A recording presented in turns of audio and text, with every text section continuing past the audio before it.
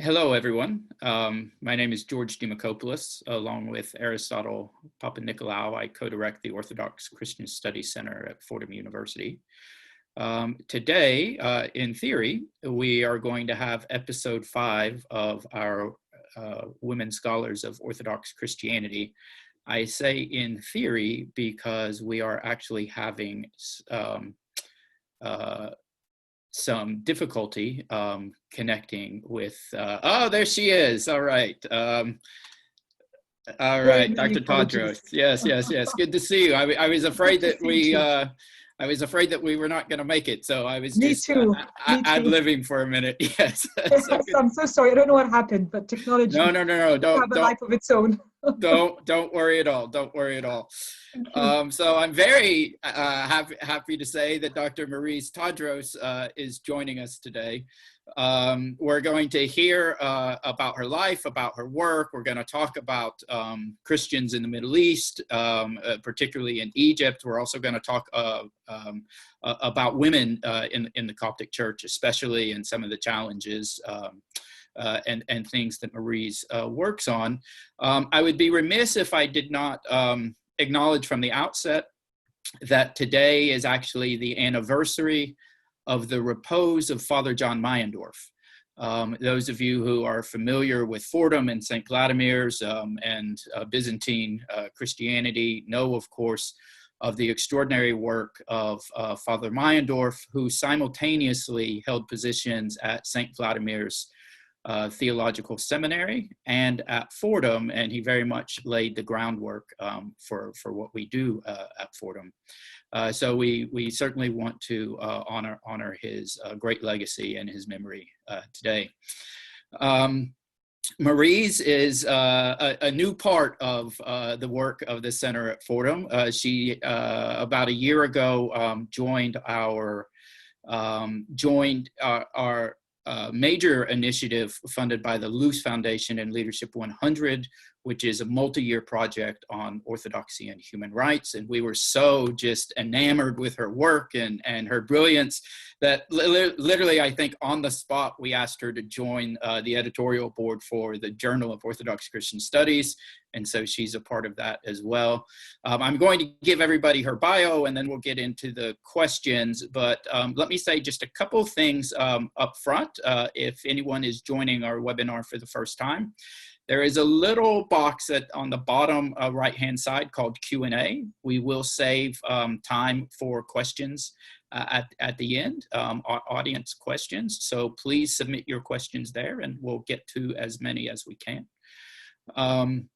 I would also encourage you to check out our website, www.fordham.edu/orthodoxy, as well as our YouTube page where we archive this webinar series and others like it.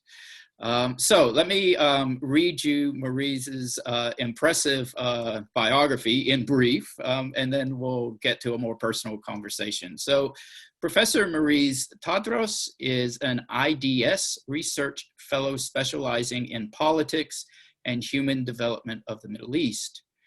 Her areas of specialization include democratization, Islamist politics, gender, sectarianism, human security and religion, and development.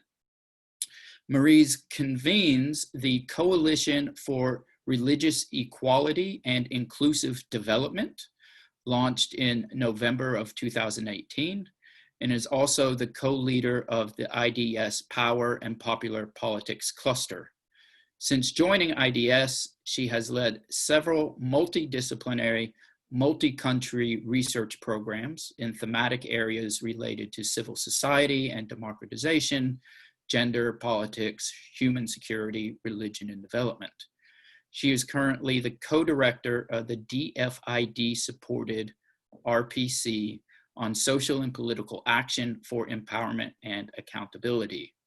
Mariz has authored over 100 publications, and her books include Resistance, Revolt, and Gender, Justice in Egypt, The Muslim Brotherhood in Contemporary Egypt, Democracy Redefined or Confined, and perhaps the one that our audience will be the most interested in, Copts at the Crossroads, the Challenges of Building an Inclusive Democracy in Contemporary Egypt.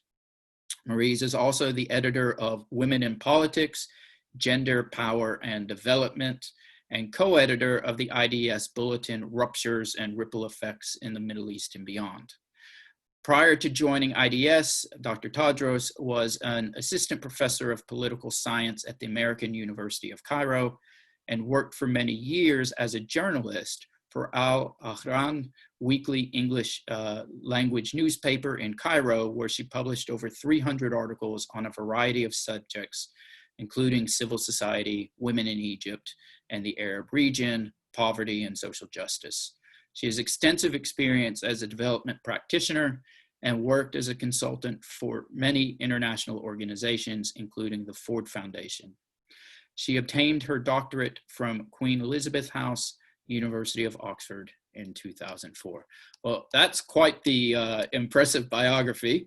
Why don't we start actually with just tell us a little bit about yourself, how you ended up doing what you do, a little, as much as you want to share, of the family background, your youth in the church, and so forth, and we'll go from there.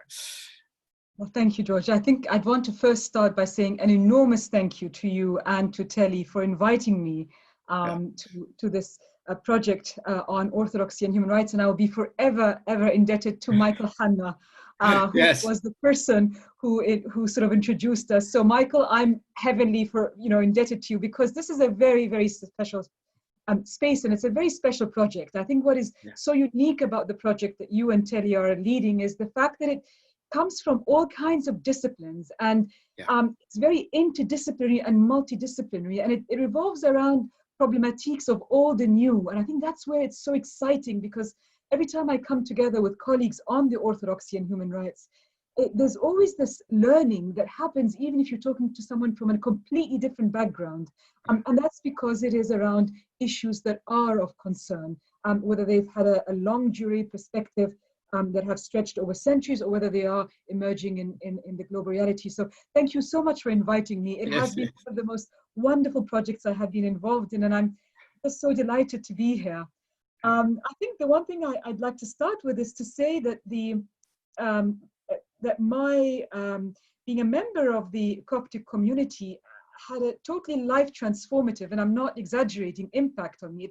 It totally changed the course of my life, because I did my undergraduate degree in Macquarie University in Sydney, Australia. That's because my father was a diplomat for the Egyptian government, so we were overseas a large part of my life. And then I came back to Egypt, and I started working for Al-Ahram Weekly. And as a young person, all I wanted is to be a very successful journalist and do hard-hitting stories and that kind of thing. And then I decided to volunteer with the Coptic Church in a rural community initiative. That particular church, which is based in Giza, has been known for decades for being very committed to pro-poor policies, to working in the villages for a long time. And I thought, here I am, I'm going to use my, whatever it is to do whatever they ask. And for the first year, they said to me, okay, you want to join us? Fantastic. You're going to sit on this chair and you're going to listen to what people have to say. I was like, sorry? I mean, I can do it a week or two, but, and this was something we were volunteering in every single week, every single Friday, which was the day of, you would go and you would be part of this. And, I thought, well, maybe they're just scaring me. This will just happen for a week or two, and then they'll ask me to do things, and, I'll get into it. And actually, true to their word, for over a year, wow. I felt like myself and the chair had become unified. We were one, And, very, very ascetic. The Egyptians have the most incredible legacy of ascetic discipline. So there you go. Yeah, and they said to me, just listen to what people have to say. Don't comment, don't give your opinion, just listen to what people have to say.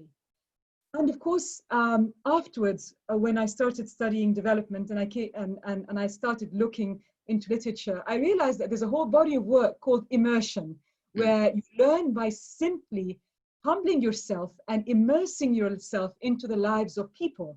And that is one of the most important learning pathways. And there they were doing it, you know, with me many decades before I started in development. But the reason why I say it was transformative is because having come from a fairly privileged background, I hadn't been exposed to what Copts were facing in Egypt. And I thought, well, you know, maybe they're just being whiny, and maybe they're just over-exaggerating, and maybe things are being blown out of proportion. Maybe they're just individual cases of discrimination. But surely if I and all the friends around me, we don't talk about these issues, then surely they don't exist. And having engaged, having immersed in this, I realized, oh my gosh, you know, so it's so easy to draw on evidence and say the evidence is there's nothing happening. The evidence is, until one becomes exposed to a very different reality. And so being a journalist, at that time, I was very committed to covering women's equality issues. That was something that I had straight on worked on when I joined the Ahram Weekly. But then I started to also cover issues to do with poverty, because having been exposed to what the Coptic Church had given me as a privilege to listen to people, I realized, what about these millions of people? Nobody understands what they're going through. Of course, there were other journalists who were covering issues of inequality, but our newspaper was an English language newspaper, and it was weekly. So we tended to focus on what we wanted to communicate to English speaking people living in Egypt, who often happen to be either diplomats or perhaps some NGO workers, but not that many. And it was, a lot of it was international relations. So I became very committed to covering issues of when sewage pipes burst in streets, when fishermen go out to fish and there's no more fish because of multinational corporations and others having, you know, all things to do with those that are poor. So in that sense, the Coptic Church transformed my trajectory. But then I realized, well, having listened to people, I don't know anything about poverty, about inequalities, about exclusion. And I decided to change the course of my career. And I then joined the political science department at the American University in Cairo to do a master's degree in international development, just to get a sense of why are my people and my people as in the Egyptians, but as well as the Copts, experiencing and being subjected to what they are. This is fabulous. One of the things I have to say I love about this series that we're doing is we're learning these kind of personal histories that send people down the academic paths that they are. So this is wonderful. Thank you for sharing this. I mean, so then tell us about political science as a discipline, right? I'm a late ancient historian. I know there are people who do what you do, but I don't really get it, right? So tell us what. Very humble. Tell us what it was about political science, that kept you intellectually engaged, right? Because it's not easy to get a PhD, right? So that kept you intellectually engaged, but also then gave you the tools to do the kind of advocacy work that you're just doing so brilliantly. So tell us a little bit about your study of political science and the tools of political science. Yeah. I think probably it comes down to one word: power, power, power. I think, how Foucauldian of you. In a Foucauldian sense, in a John Gaventa sense, in lots of different senses. I think it is interesting because, unfortunately, if one were to go straight into, say, women's studies, and you do politics from women's, people say, oh, the softies, the people who are doing, the stuff on the side. If you were to do sociology, oh, well, the people who are, unfortunately, at a time when I started, I'm so glad it's changed now, but there was a hierarchy. And the hierarchy was that if you do international development, but via politics, if you do sociology, but via politics, it had its sense of being taken seriously. Unfortunately, that has changed, but that was something I struggled, because when I I remember following my doctorate degree when I joined the American University in Cairo. My first battle in the department was, right, I want to teach a course about women's empowerment in the Middle East. And they say, that's not where, this is the political science department. We don't teach this kind of stuff here. Yeah. Go to the anthropology department. And unfortunately, this has changed. And I think I'm so privileged to be able to now learn from other disciplines. And I think politics itself has changed because they realize that if by politics we mean the politics of political representation and participation and governance, full stop, then that is a major problem. We're missing out on so much. And I think what has changed now is that as academia becomes more interdisciplinary, and I hope more humble, that we all recognize that we need that multidisciplinarity in order for us to engage with the difficult questions, then I think our understanding of power becomes more nuanced. And so I think power is critical to understanding anything, be it archaeology, anthropology, the question of religious equalities and anything is about power. And now, fortunately, we are understanding. We have different prisms on power beyond the more straight-jacketed understandings that was in political science. Yeah, I'm sold. I certainly think you're right. It certainly apply. Power dimensions certainly apply to the understanding history, the narratives of history, the forces of history. But even, if we're honest, it helps us to understand the interactions within the church, right? Yep. Well, it's how the church relates to the world. It's how the church functions internally. But perhaps that's a conversation for another day. But I want to turn a little bit to. I mean, you've written so much, and let's turn to some of the. Yeah. Could I just put a footnote there? The 100 publications, I think that was supposed to be research outputs, because that includes sort of more sort of researchy outputs. Yeah, I understand. So it's not 100 books. No, definitely not 100 books. No, I understand. But we count all of our book reviews as publications, right? So it's in the broad sense of the meaning of the word. That's right. Okay, let's turn though to some of the really major and significant things, like the monographs, the books that you've written. In your book, Resistance, Revolt, Gender and Justice, you offer a series of case studies regarding the challenges that were faced by Egyptian women who participated in the Tahrir Square protests that launched the Arab Spring. So tell us about that project, what drew it to you, what you learned about it, and really, bring our American audience, largely American, but certainly Western audience, up to speed about life for women in the Arab world, particularly in Egypt. Thank you for that. That project must have started when I was a journalist covering women's issues, because that's how I got a sense of what was being kept on the agenda and what was being kept off the agenda. And after the Arab revolts, especially in Egypt and Tunisia, where there was an overthrow of presidents in power, there was a sense of, this is a new beginning. Women will now enjoy the fruits of having put their lives at risk with men in liberating the country of 30 years of authoritarianism. And surely we were talking here about a transition into democracy. And there were a number of things that were happening that were particularly troublesome.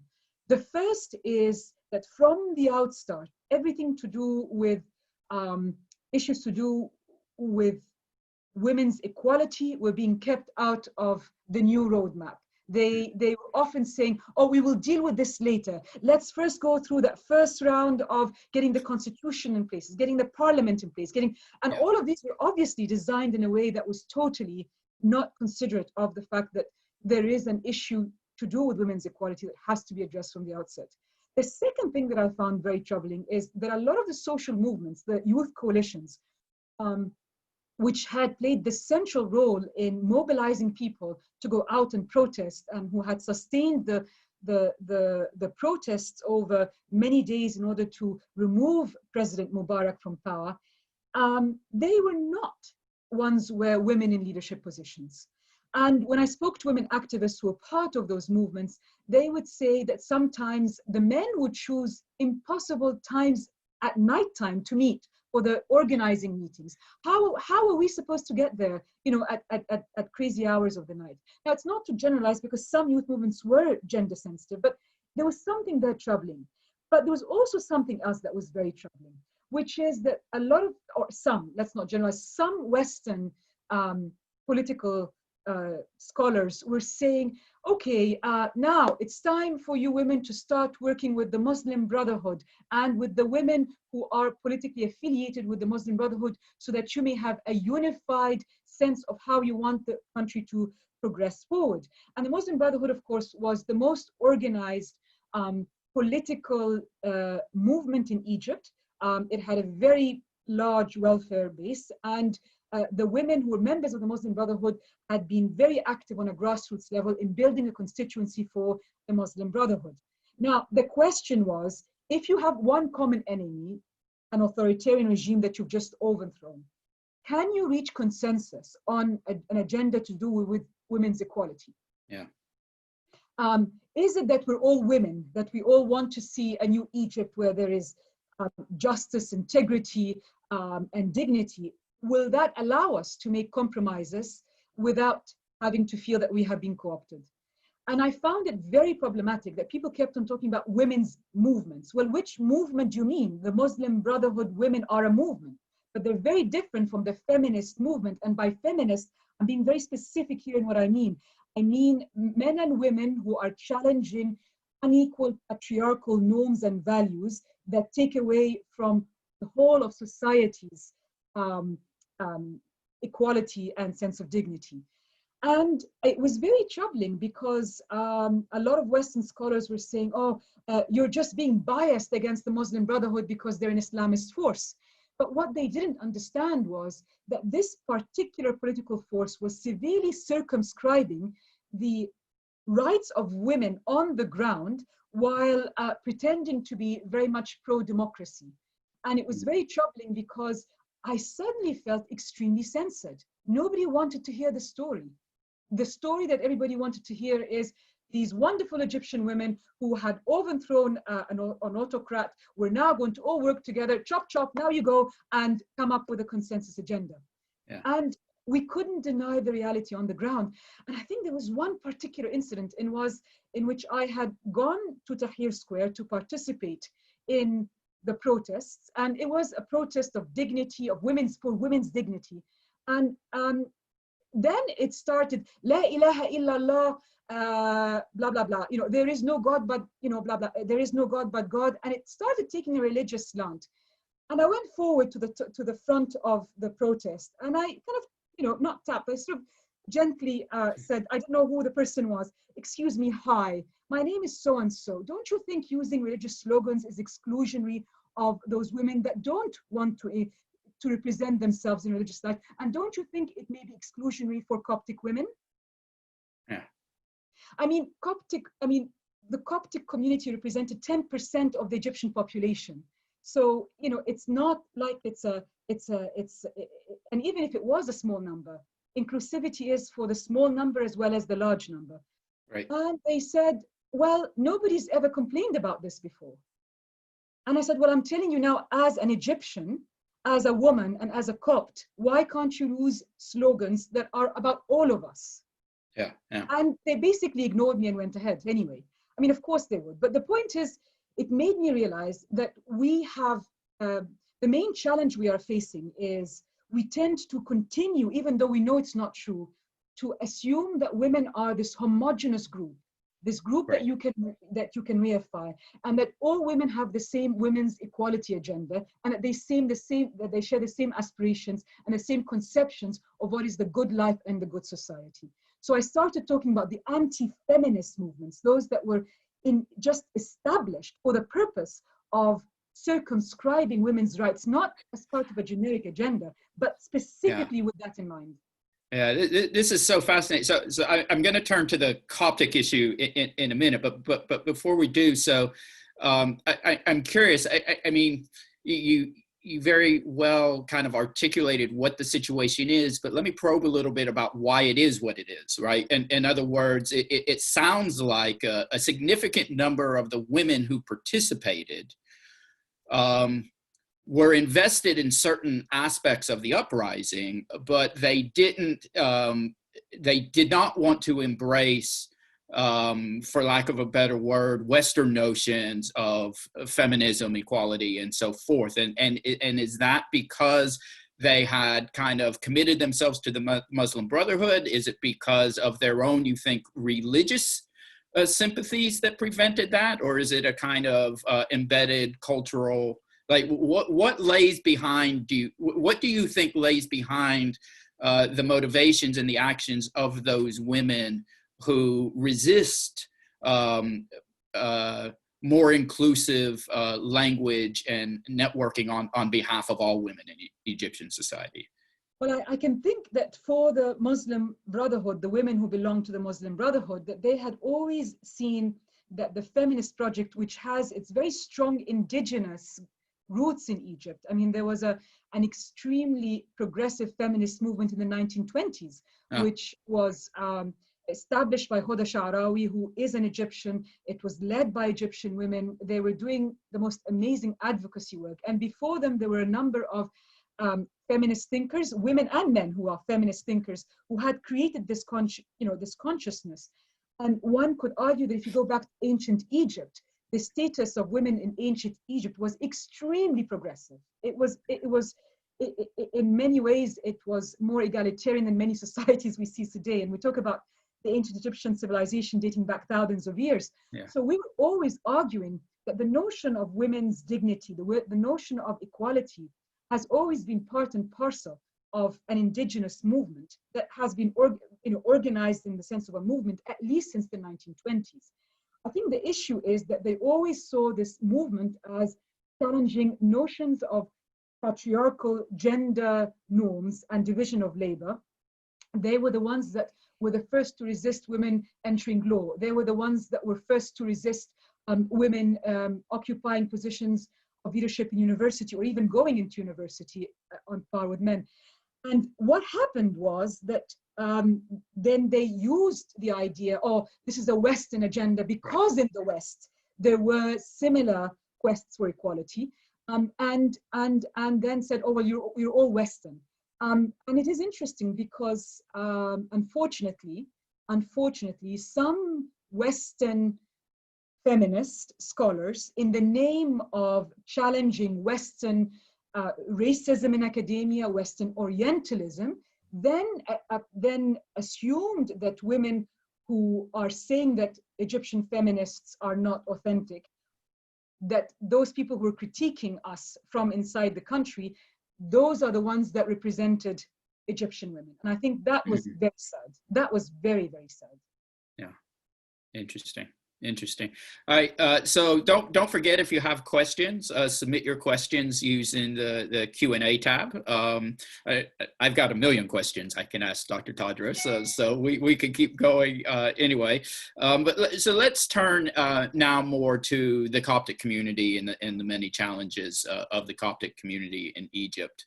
In another one of your books, Copts at the Crossroads, the challenge of building inclusive democracy in Egypt, you chronicled really throughout the 20th century up to the Arab Spring, the many ways in which the political situation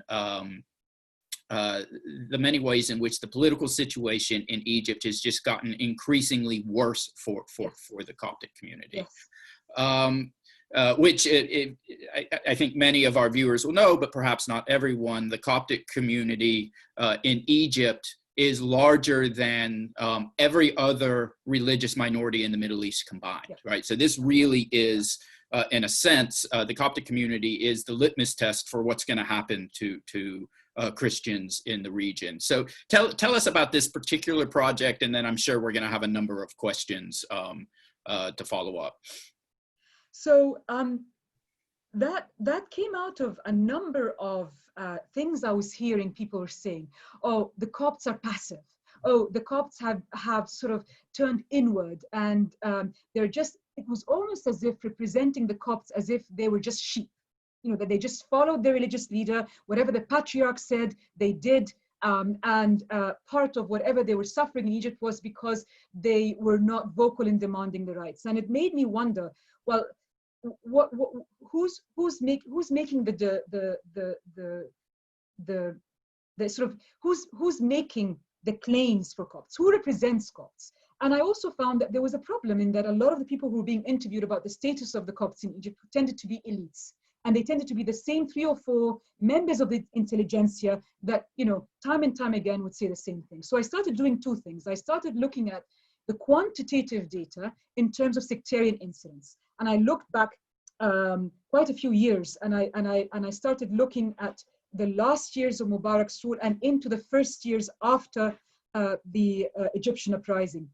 And I found that there were 3 things. The first 3 things were not surprising to me. But the 3 main reasons why sectarian violence erupts against Copts in Egypt were cases of the building or the renovation of a church that sort of mobilizes community-wide assaults on Copts, which often ends, or sometimes ends, with the burning of people's property and with the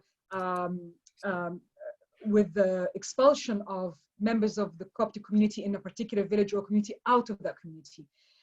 Another reason, which is very important, is gender-related matters. So cases where women disappear and nobody knows where they've gone, and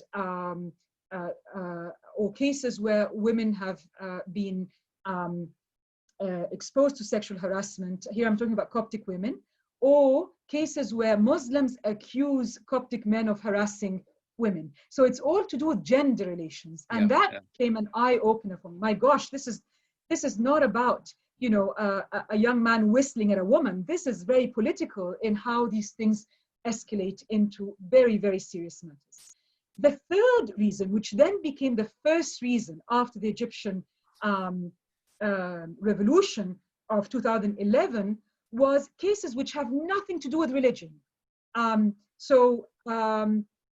buying from you a kilo of oranges, and I tell you, George, the oranges you're selling me, half of them are rotten. And you would say, well, you don't like my oranges, go to hell. But then the go to hell then becomes passed on to people through Chinese whispers that I actually cursed your religion and you are a Muslim. Then things become associated with religion, when initially it's just that a buyer and seller had a dispute over that had nothing to do with sectarianism, but things then assume sectarian overtones. And that became the main reason after the Egyptian revolution, because there was an emboldening of Islamist movements to actually assume that this is now the age of majoritarian democracy. We've won the first parliamentary elections fair and square.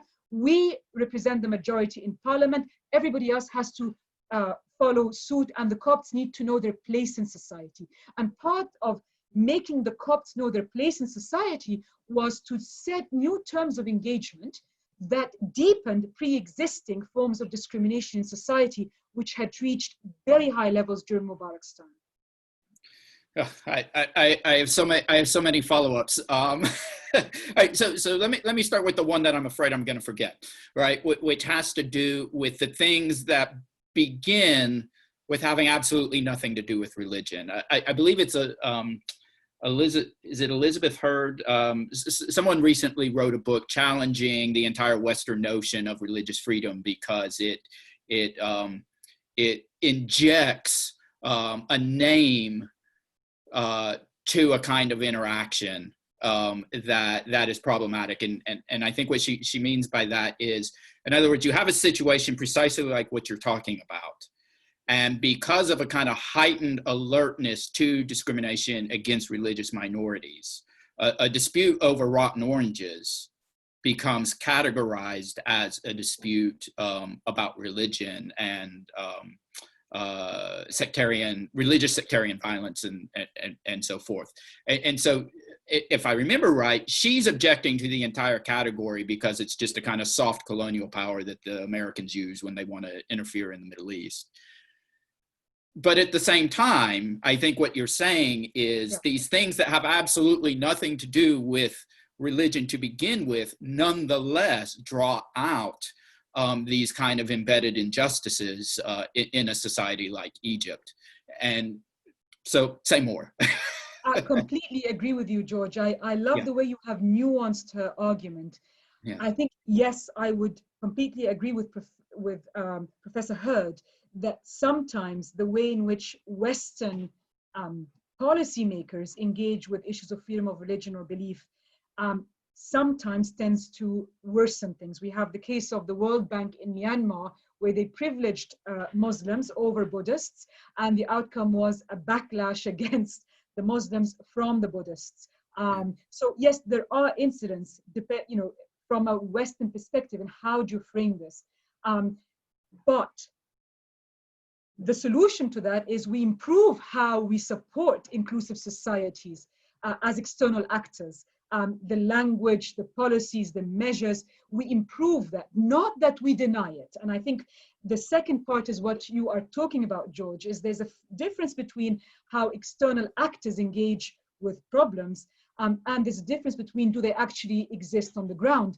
And I would argue they do exist on the ground, and the challenge that we have had is that people have wanted, in the name of being progressive, especially in the West, if you are progressive, you don't talk about somebody else's violation of religious freedoms elsewhere because that would be colonialist.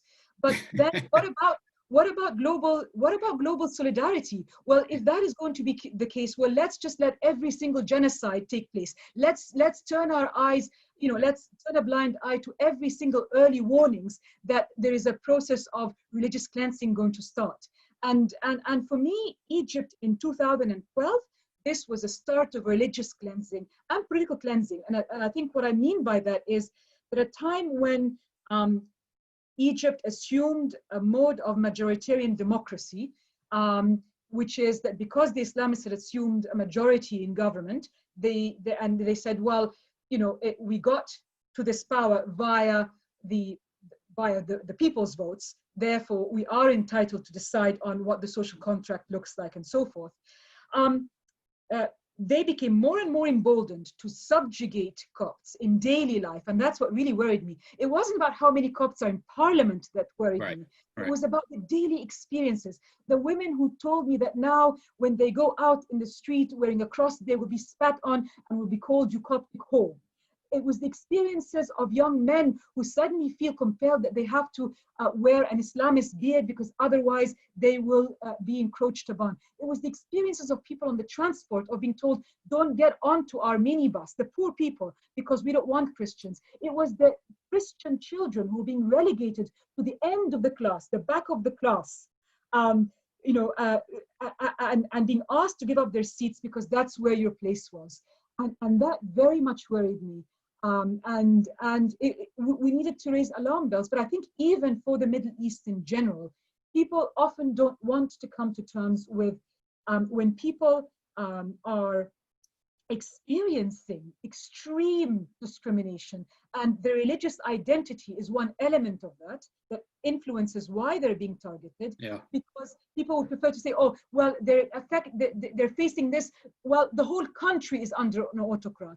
Or they're facing this because they're poor, or they're facing this because of their ethnicity, or they're facing this because they happen to live in a geographic area where there is resources around which there's competition. But they don't actually want to face the fact that there is targeting because people happen to belong to a minority faith in the Middle East. So again, it's not my area, but I try to stay as aware of what's going on here as I can. It seems to me that a lot of places in the Middle East, Christians, just given the dynamics of the 20th century, Christian communities tended to align themselves with authoritarian governments like Mubarak, like Assad, and so forth, because even though they might be awful in so many ways, they at least did provide a modicum of protection, purchased at a certain price. And it seems to me what I what I've heard you say and what I've read from your work is that as bad as the situation was for Copts in the late 20th century or early 21st century, it just became infinitely worse after Mubarak. It seems to have been a similar case after Saddam Hussein in Iraq. It seems that the Christians in Syria seem to be aligning themselves with Assad. Can you speak to these kind of very, very difficult choices that Christians living in the region end up pursuing? Mm. It's interesting because one of the things I was trying to put forward is that we have tended to be very reductionist when we talk about a community, be it the Coptic community or the Christian communities in Iraq or Syria, that within the Christian communities, one will find a diversity of viewpoints. So in Egypt during Mubarak, and this is where history doesn't get written, during Mubarak's, towards the end of his life, and that too, but towards, the right before the Egyptian Revolution 2011, especially from 2006 and 2007, you had these Coptic youth movements who were starting to mobilize and organize at a very high level to challenge both the regime and the Coptic Pope. And their challenge of the Coptic Pope was not in a rude or a disrespectful way.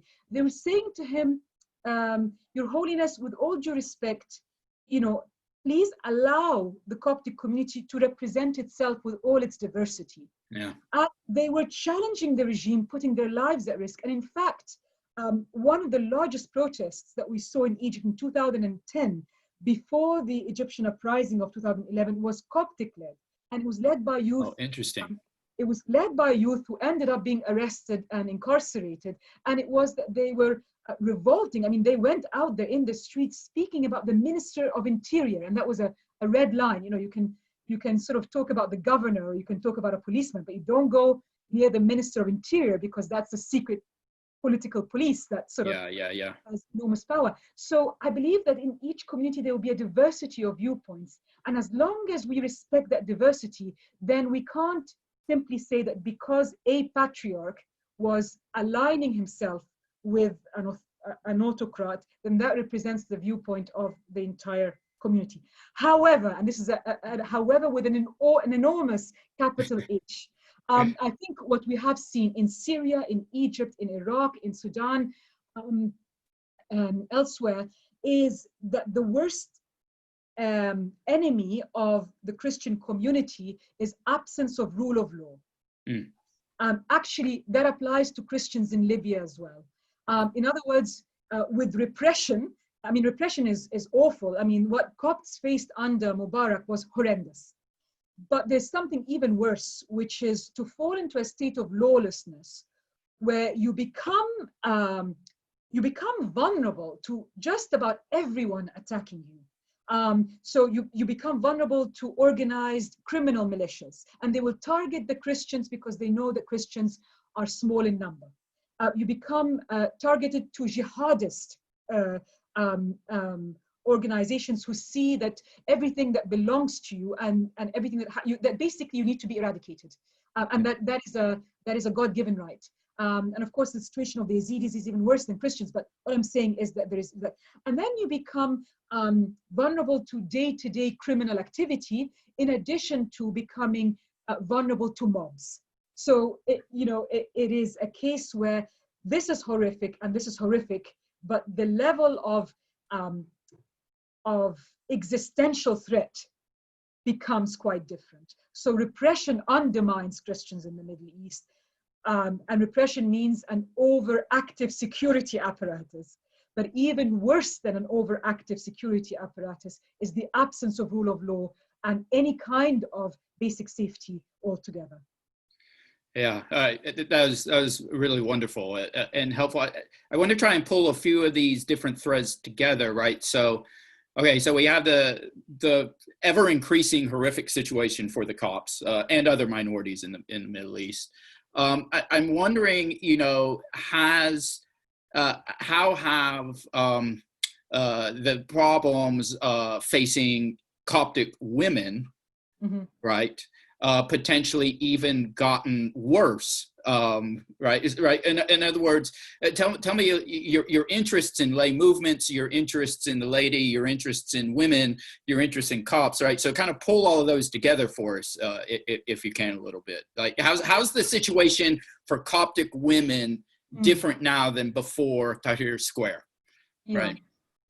I actually tend to believe that the situation of Copts, and including Coptic women, has improved since the overthrow of the Muslim Brotherhood. And the reason why I think that is because it's one thing to have severely encroached space.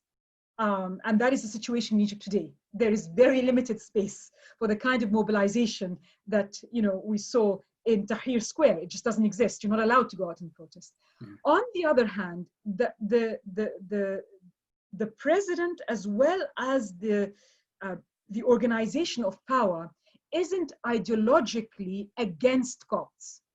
In other words, what we saw during the Muslim Brotherhood was that there was an ideology that we need to put Copts in their place. There was an ideology that we need to reconfigure their expectations about the kind of citizenship that they would enjoy. In other words, they talked about the rhetoric of equal citizenship, but on the ground, it was very much about this is the new hierarchy. This is how your expectations are going to be set. Now live with it. I think what we have seen since the overthrow of the Muslim Brotherhood, especially since Copts suffered, I mean, you had a case where churches and NGOs and Christian schools were torched on the 13th of August, 2013, at an unprecedented scale in terms of the numbers. We're talking about between 64 and 80 Christian churches and establishments were torched by the Muslim Brotherhood and the Morsi supporters. Now, just a bit of history here very quickly is that after the overthrow of President Morsi, the Egyptian authorities cleared their protests forcefully on the 13th, 14th of August, 2013, after they had been removed from power. And to revenge that, they started revenging on the Copts because they believed that they were no longer in power because of the Copts, even though the uprisings that rose against the Muslim Brotherhood in Egypt in 2013 were majority Muslim. These were Muslims who were telling the Muslim Brotherhood, you do not represent us. This is not the kind of Islam we believe in. Of course, they were joined by the Copts, but you had a situation in which they were being targeted by the Islamists while the Islamists were in power and after the Islamists left power, which is why you saw the attacks on the Copts in Libya in 2015 and other terrorist attacks that we see in Egypt now. But in terms of the regime, at least you had a situation where the president went and attended your mass, your Christmas mass. And that was significant because for the fundamentalist Islamists, a Muslim should not partake of the worship of Christians because that is a form of kufr, a form of, it's anathema to Islam. So at least you're getting some recognition. But for women, be they Muslim or Christian, we had a situation under the Muslim Brotherhood because we were bit by bit told to cover up more and more. You know, cover up, cover up, cover up. You had a lot of resistance from Coptic women. So their families would say, well, you know, is it that bad that you would put just a regular scarf on your head? Maybe that's not so bad. And it was the Coptic women who were saying, we will not. We will not. We are Copts. We are not required to cover our heads, and don't ask us to because we will revolt against you. And so they were taking these massive risks for something they believed in. Now, of course, we still have a massive problem in Egypt with sexual harassment, but it is nothing compared with ideologically motivated sexual harassment that we saw then. Now, in terms of the situation of Coptic women, I think obviously there's a lot of intersections of class, education, family, where you are sitting. They're not a homogeneous group. But I think we are faced with a number of internal and external struggles. I think the first internal struggle is that even though Coptic women occupy major positions of leadership in ministry in Egypt, in terms of leading community development initiatives, in terms of Sunday school, we tend to get written out of history. We just don't feature in anybody's history. And the second thing is that even though there is enormous opportunities for Coptic women to be apprenticed into leadership, I certainly owe so much to the Coptic Orthodox Church, not just during those years of listening to people, but then, being given responsibilities. Well, this is how you talk, this is how you act, this is how you do consensus building process. I owe them so much. But then for many Coptic women, this does not translate into any contribution to decision-making power in the church.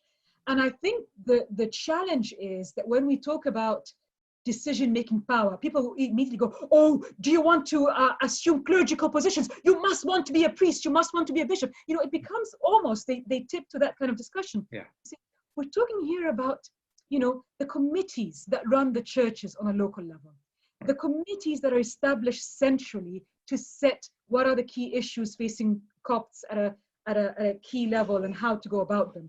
And I think that is a major issue. It's the oversight and recognition of their contributions, the oversight in the representation, and the oversight in transforming their leadership capabilities into more formal forms of leadership. This is all fabulous. Our time has escaped us before I realized it. I do want to get to some questions because people have been waiting patiently for a long time. But I also, very quickly, you've started a new television program about lay Coptic heritage. Tell us just really quickly about that, and then I'll go to a couple of the questions. Yes, so I think this is where I'll share very quickly, and then I'll ask the speakers if they can help me out with this. Yeah. So when I was doing the more conventional work on democratization, this was in 2012, understanding what were the experiences of poor Coptic women and men on the ground. And it was a time when the Muslim Brotherhood were, rising in power. I was in the house of this, I was having a focus group with a group of women. And I was saying to them, okay, you're telling me that your young men may not be getting jobs, that you're facing challenges in transport, and you're worried about education and so forth. Is there a future for Copts in Egypt? And they looked at me very confidently and they said, my dear sister, we have been here for a long time. We have been here for hundreds of years. We have been through ups and downs and persecutions. We have seen the mountain, the mountain rise and fall. They were referring to something Coptic heritage, which I can't go into now. And the God who has kept us across these centuries, this same God will keep us no matter what. Oh, and I great. realized this is something about Coptic popular heritage, about how they tell their history, how they see themselves, which doesn't make it into conventional political science. So we started a project working with Coptic youth, 50% women, 50% men, in the communities in Upper Egypt, which is an area that has conventionally suffered from severe underdevelopment economically and socially. And we started building their own capacity to capture their own heritage through stories, photos, oral histories. We basically adapted the master's degree research methods courses to suit people who have had more limited educational opportunities. And people came up with the most amazing stories, just totally changed what we understand about Coptic people's history. And so we took these stories, and because so many of them were visual, and we are now presenting them on television, on El Hurriya television, which is it's an interdenominational Christian Arabic-speaking television station based in California, but it goes through the Middle East. So we have Syrians, Iraqis, Lebanese, Jordanians, everybody tuning in. And they're listening. So these, the Coptic women and men are representing themselves and telling the people about everything to do with from marriage to education to how their churches were built. And where I need the reader's perspective is, do you think it's worth having an English version of this that would cover not just the Coptic people, but also the Christians of Iraq and Syria, because that's where we have started working more recently. Well, I speak only for myself. I don't read Arabic, right? So, I mean, I followed the link that you sent me. I'm like, oh, this is spectacular, but I don't understand a word. I mean, the short answer is yes. I mean, we've learned on public orthodoxy, which is a very different kind of medium. Once we started translating things, there are days when we get more hits in non-English speaking countries than in English speaking countries. And I think if you did made this available in English, I think you would certainly bring greater awareness to a whole host of issues to Western audiences and so forth. All right, let's get to a couple questions. All right, so our first questioner asks, I'm particularly interested in your observations regarding conservative anti-feminist arguments in Egypt that notions of sex and gender equality were Western. In other words, foreign and thus not authentically Egyptian. Very similar arguments are being heard here, meaning the United States, among many of those Orthodox in the US who are opposed to the broadening of roles and participation of women in the church, especially in liturgical areas, most notably the female diaconate. How do you think anti-Western perceptions of those opposed to more equality for women in Egyptian and American communities are similar and or different? Yeah, I think that's a great question. Let's start with how they are dissimilar. They are dissimilar in that a lot of especially the diasporic communities, when they migrated from their countries of origin, they wanted to preserve their original Christian heritage. And they felt that the only way that they could preserve this is to almost freeze time. Whatever we did at home, we will continue to do it exactly as it is. The challenge is that, of course, at home, things were changing. People were progressing. Women were assuming leadership positions in a whole load of areas. But because the people who were in positions of power in the diaspora had left their communities a certain time, they were not keeping up with the change.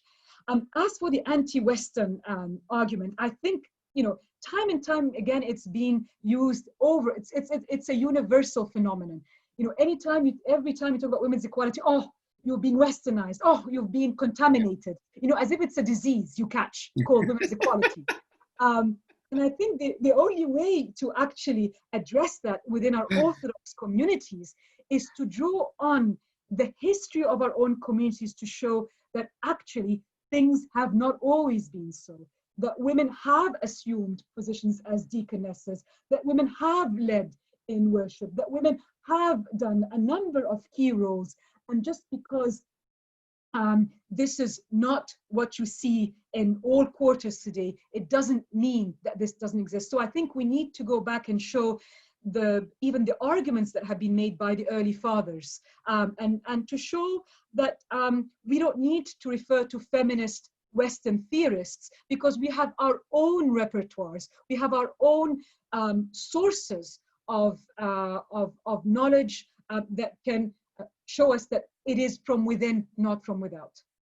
Okay, but great. I think just a very quick footnote on that. I think it's very interesting that those that use the contamination of West argument don't have any other, don't have problems with appropriating other Western norms and values, or so-called Western norms and values, when it suits them. So I think that's another thing we need to show, is the hypocrisy and the selective appropriation in order to show, well, actually, you can't do that. You have to be consistent in one way or another.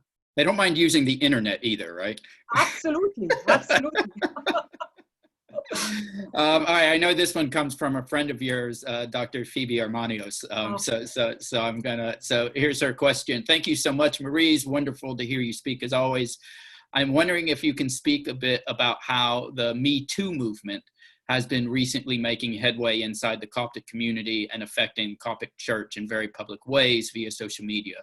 Many Copts are asking in unprecedented ways for accountability for charges of abuse and harassment.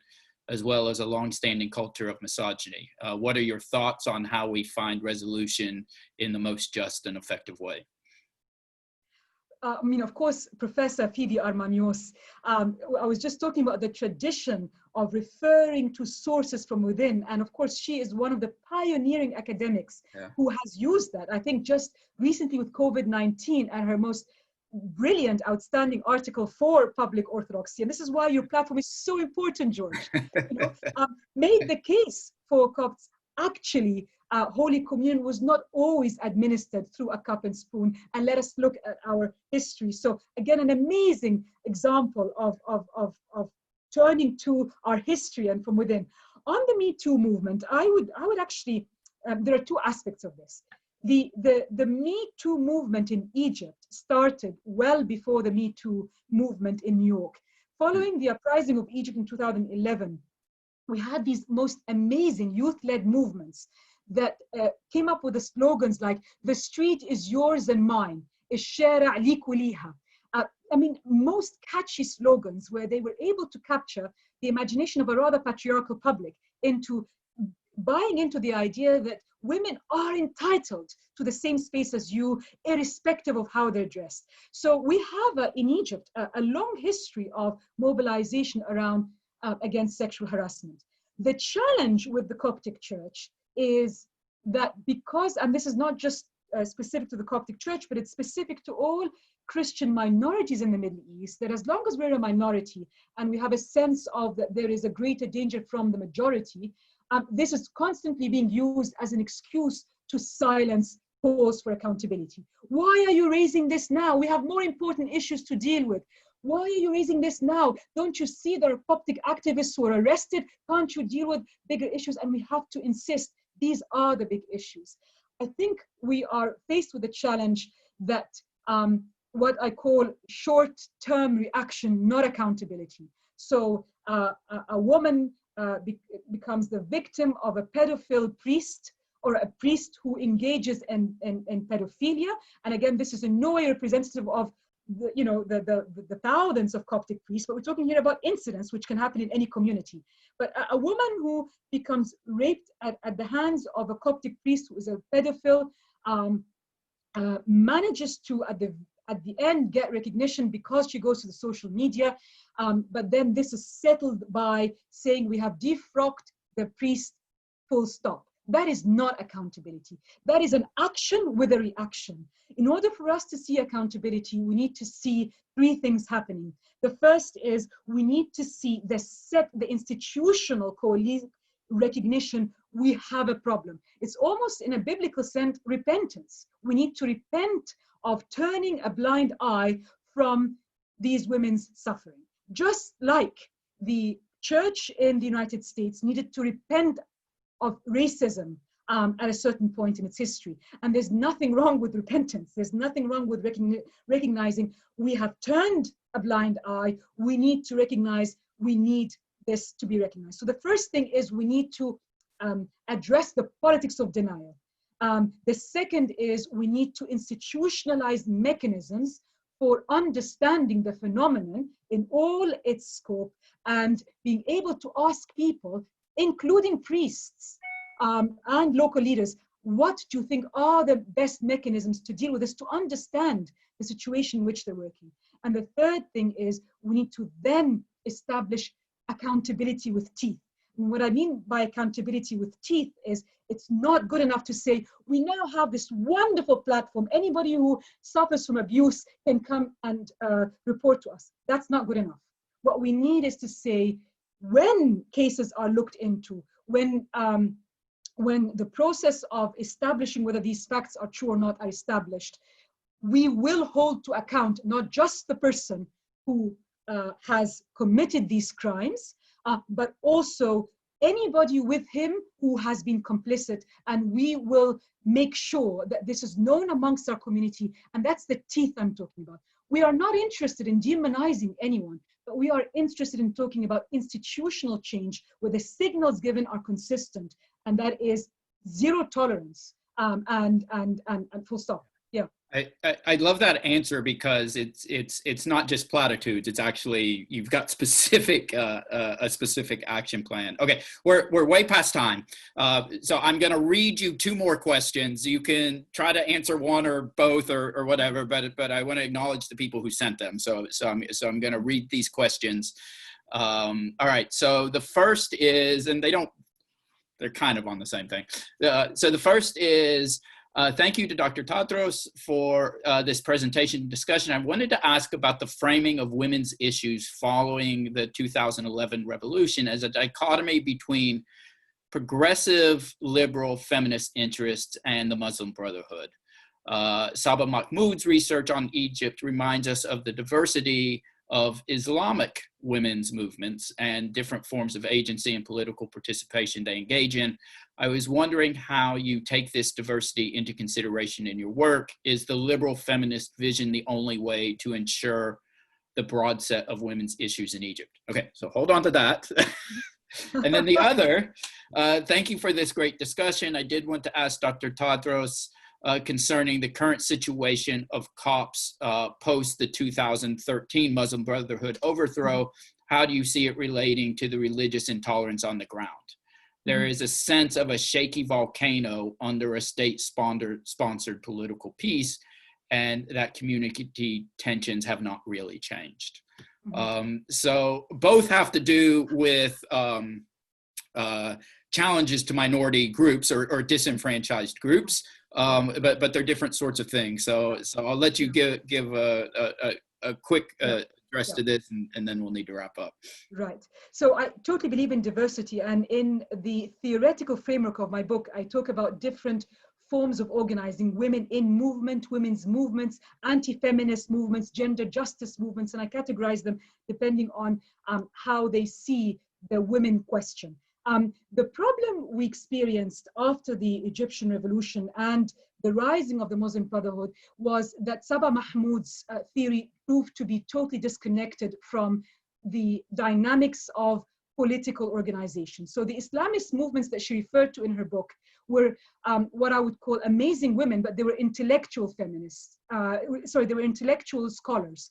They had no currency among those that then came to power in Egypt. They were not of influence. And actually, when it came to the crunch time in which liberal feminists went to them and said, we have a situation now in which the Muslim Brotherhood are saying that they expect there to be some level of gender segregation in education, they didn't respond. In other words, that diversity in viewpoints within those that work under the Islamist agenda may exist intellectually, but on the ground, when crunch came to crunch, when the situation became one of women's existing rights at risk, they were not on the ones. They were not. And you will see more on that discussion in an open access journal where we have a special issue discussing this called Feminist Dissent.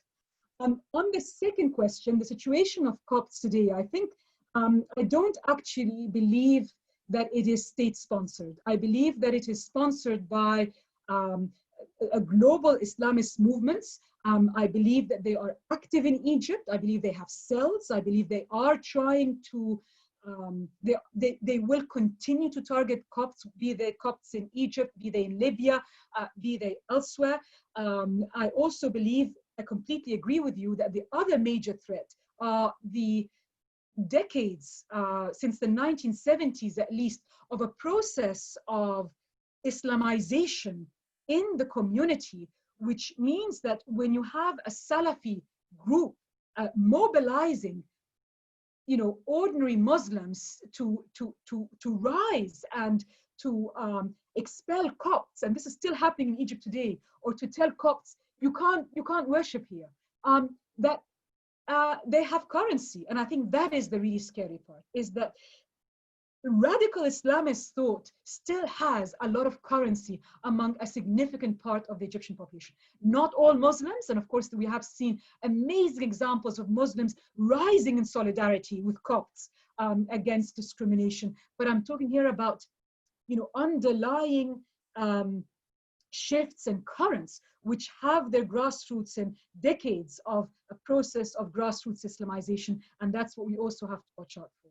It does not mean that I believe that the state's policies are, always egalitarian to Copts, but I don't believe that this is where the biggest threat is at the moment. I think it's something more at the community level, and it's very diffuse, and that's the scary part.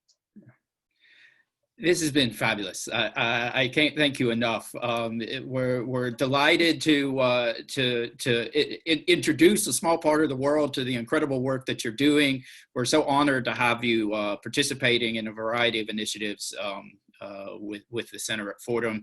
Hopefully we see you in the March, in March at our next meeting of the Human Rights Project. And again, can't thank you enough. Let me let everybody know that this was episode 5. We have scheduled episode 6 with another political scientist and a friend of yours.